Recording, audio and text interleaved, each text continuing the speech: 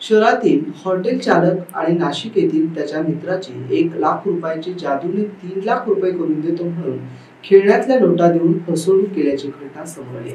फसवणूक झाल्याचं लक्षात येताच तरुणांनी एका आरोपीस जागीच पकडलं तर एक साथीदार 1,00,000 रुपये घेऊन पळ काढला. याबाबत अधिक माहिती अशी की शहरातील हॉटेल चालक अमोल फालेराव यांचा नाशिक येथे मित्र सोनू याला शेख शाहरुख याचा फोन आला. त्यांनी 1,00,000 रुपये दिल्यास त्याचे 3,00,000 रुपये करून देतो असं सांगितलं. त्यावर सोनू आणि अमोल यांनी मिळून 1,00,000 रुपये देऊ आणि आलेली रक्कम देखील वाटून घेऊ असं ठरवलं. त्यानुसार सोनू याने शाहरुखशी बोलणं केलं. ठरल्याप्रमाणे सोनू नाशिकहून शहरात आला. त्यानंतर अमोल आणि सोनू चिकलठाणा विमानतळाच्या बाजूला मोकळ्या मैदानात आले. त्यापाठोपाठ शाहरुख शेख साथीदार गुड्डू बगदादी यांच्यासह घटनास्थळी आला. एकमेकांची भेट होताच गुड्डूने 1,00,000 रुपये आपल्या ताब्यात घेऊन पिशवीत ठेवले. त्यावर शाहरुखने 2 मिनिटांसाठी डोळे बंद करण्यास सांगितलं.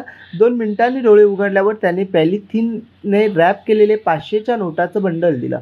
सोनू व अमोलने ते उघडले असता त्यातील केवळ वरची खालची अशा 2 नोटा खऱ्या चलनातील होत्या. इतर नोटावर चिल्ड्रन बँक ऑफ इंडिया लिहिलेलं होतं.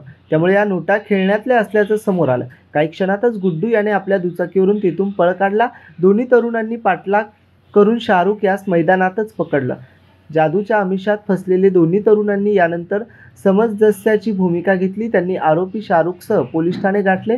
या प्रकरणी अमोलच्या तक्रारीवरून आरोपी शेख शाहरुख याच्या गुड्डू विरुद्ध फसवणुकीचा गुन्हा दाखल करण्यात आला आहे. Bureau report AI news, Chhatrapati Sambhajinagar.